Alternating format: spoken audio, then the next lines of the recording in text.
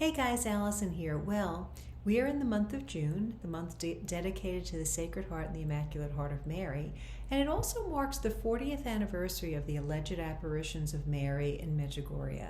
And I want to talk about that. And first I want to talk about the whole phenomenon of these Marian apparitions and whether or not we're to believe them, not to believe them, whether the church rules on them. How do we really navigate that? Because there's been a lot of confusion out there. Now, usually when Mary supposedly appears, they do very exhaustive investigations to make sure that it's authentic, all right, before the church will give its approval. And usually the church doesn't give approval until after these apparitions have ceased. So that's a start. When the church approves an apparition, it's not a deposit of the faith that we must believe, but the church says that it's worthy of belief, that they see no error, and it seems to be of supernatural origin. But we're free to believe or not believe in those apparitions, right? Now, if the church hasn't ruled yet, so let's say Garabandal, which made certain predictions that have not come to pass yet, or Medjugorje, which seems to be an ongoing apparition of Mary, the church has not ruled. So then we are really free to use our own judgment, again, listening to church authorities.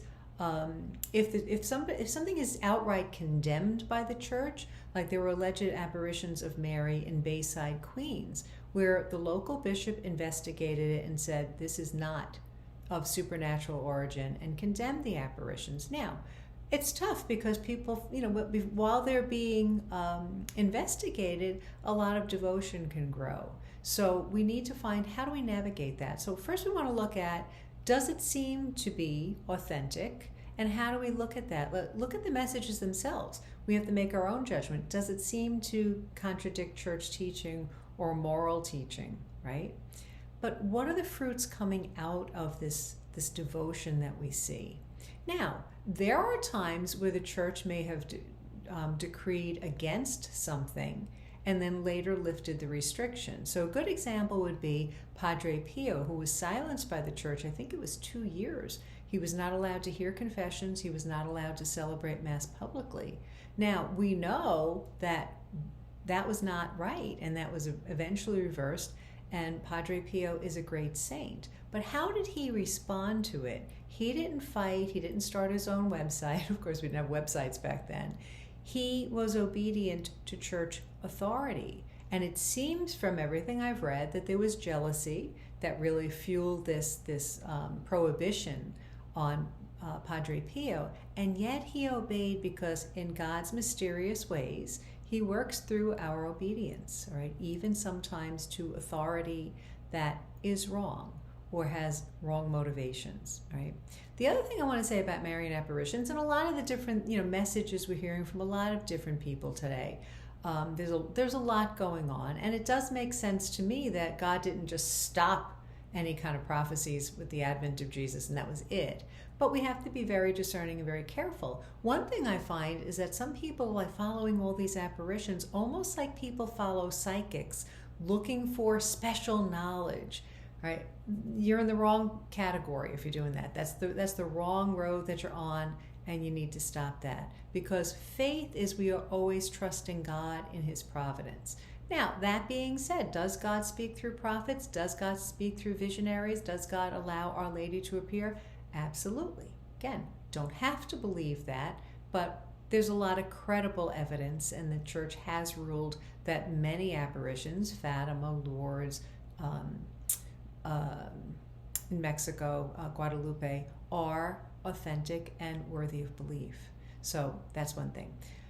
As far as Medjugorje, it has not been ruled on. I was a little bit skeptical in the beginning. Well, I was actually very skeptical in the beginning. I had the opportunity to go there about 10 years ago, and I did not see any major miracles. I didn't see the sun spin or anything, but it was a very beautiful experience. And I want to share one lesson that I took from this, if it helps you. I'm not a traveler, and I'm certainly not athletic.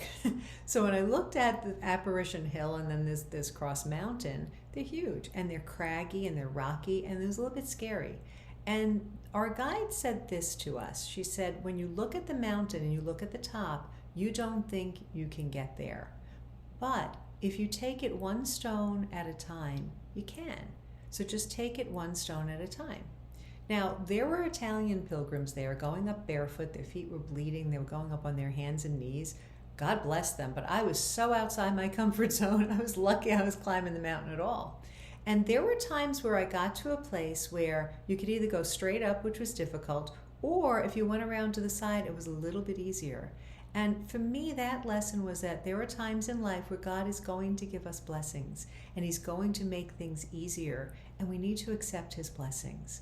All right, it isn't all about suffering all the time, but accepting His blessings. So when it comes to, the church is going to rule eventually on Medjugorje.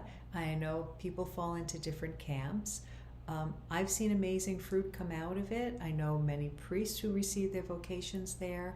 Not a promo for Medjugorje, but I think as we celebrate the 40 years, I think it's important that we have a good handle on, what the church actually teaches about apparitions, how we should really be discerning and prudent about them, and how we should really be using the messages of Our Lady to build our own faith. And the consistent message that Mary has given at every one of her apparitions is what? Pray the rosary. Pray the rosary. She told Sister Lucia, one of the visionaries of Fatima, that there is absolutely no problem in the world of nations, of peoples, of individuals, of families that cannot be solved by praying the rosary. And that is God's gift to us, to send Our Lady with that message, to give us the rosary, which has so many benefits, just psychological, emotional, certainly, obviously, spiritual. So take it for what it is. There are beautiful apparitions of Mary. Learn more about them. Learn about Fatima. Learn about Lourdes. Learn about Medjugorje. Again, if the church decides to rule against it, we have to be ready to drop it like a hot potato. All right, there were other apparitions that the church, they seemed authentic and the church said no, drop it like a hot potato. If it's true, it will eventually be rectified. But God uses our obedience as a protection for us. And we grow through that because it takes some humility to be obedient when we really, really believe something or really, really want to be attached to something. Right? So that's my advice for today. Again, pray the rosary, folks. Our Lady keeps coming. She keeps pleading with us. And we have major big problems in the world today, but God is in control. Never forget that. God bless you. Don't forget to like and share the video, and please download my free report, 8 Keys to Emotional and Spiritual Freedom. I think you'll find it really helpful. God bless you.